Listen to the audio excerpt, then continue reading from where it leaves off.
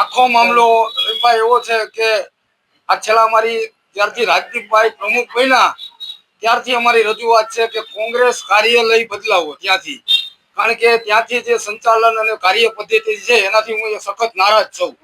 ત્યારથી અતુલભાઈ પ્રમુખ હતા ત્યારે પણ અમને ત્યાંથી કાર્યાલયમાંથી હડધૂત કરીને કાઢવામાં આવ્યા હતા.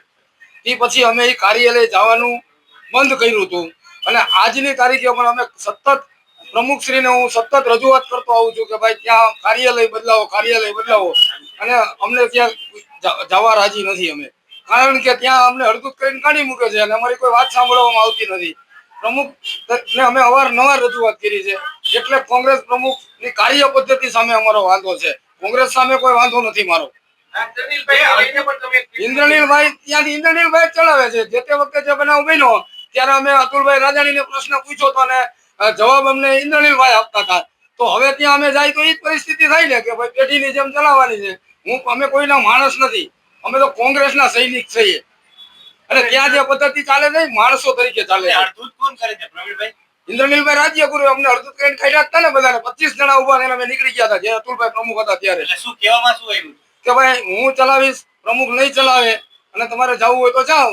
અને એ વખતે 1.5 વર્ષ પહેલા અમે ત્યાંથી નીકળી ગયા હતા. એ આપને પણ બધાને ખબર છે. પણ નવા પ્રમુખ આવ્યા તો નવા પ્રમુખની સામે એની કાર્ય પદ્ધતિની સામે અમારો વાંધો છે કે ભાઈ 1 વર્ષથી અમારી માંગણી છે કે કાર્યાલય બદલાવો ત્યાંથી.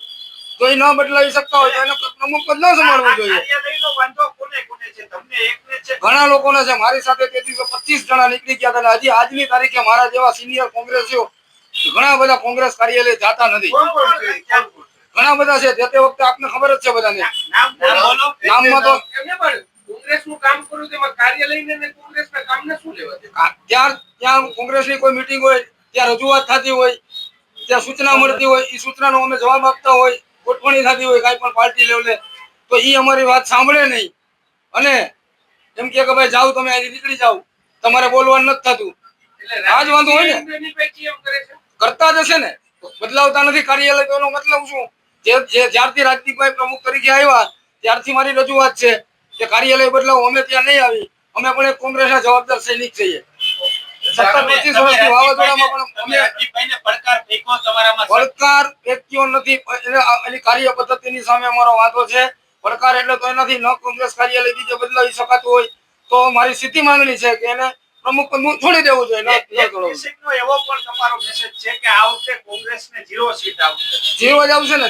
તમે જોવો જ છો બધા જે પરિસ્થિતિ છે એ આખું ગુજરાત જાણે છે. ખાસ કરીને કોંગ્રેસ પાર્ટી લોકશાહી ધરાવતી પાર્ટી છે અને કોંગ્રેસની અંદર કોઈ પણ ઘર હોય ત્યાં પણ ક્યાંક વિચારભેદ રહેતા હોય છે. બધી પાર્ટીઓમાં રહેતા હોય છે.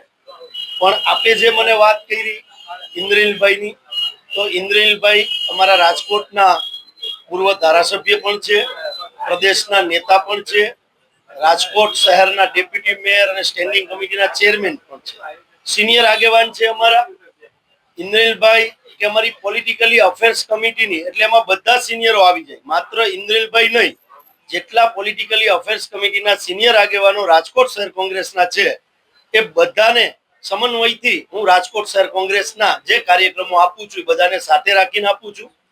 અને આપે જે કોર્પોરેટરની વાત કરી એ કોઈ પણ સંજોગે જે પાર્ટીના પ્લેટફોર્મ ઉપર જે વાત કરવાની હોય એ ચોથી જાગીરની સામે જો વાત થતી હોય તો ગંભીરતાથી આની રાજકોટના શહેર પ્રમુખ તરીકે હું એમની નોંધ લઈશ અને એમને જે વર્તન કર્યું છે અને જે મેસેજ દીધો છે એ મેસેજ ઉપર અમે પગલા પણ આવનારા દિવસોમાં લેશું.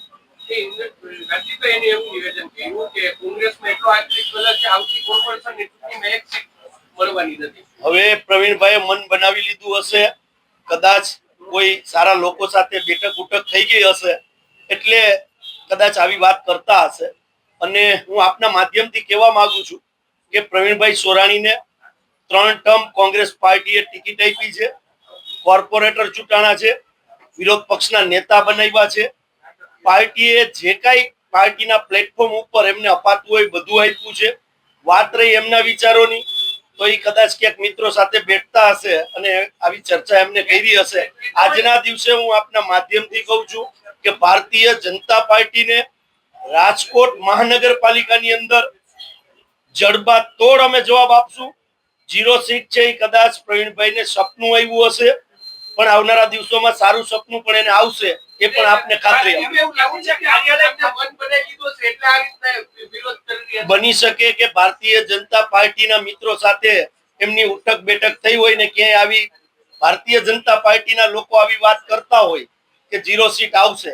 એક કોંગ્રેસી તરીકે કોઈ પણ કોંગ્રેસનો રાજકોટનો કાર્યકર હોય, સિનિયર આગેવાન હોય કે જુનિયર આગેવાન હોય, કોંગ્રેસ પાર્ટી ભારતીય જનતા પાર્ટીને જડબાતોડ જવાબ દેવા માટે તૈયાર છે અને આવનારી કોર્પોરેશનની અંદર બતાડશે કે પ્રવીણભાઈનું સપનું સાચું પડવાનું છે કે શહેર પ્રમુખનું સપનું સાચું પડવાનું. હાર્દિકભાઈ એને એવું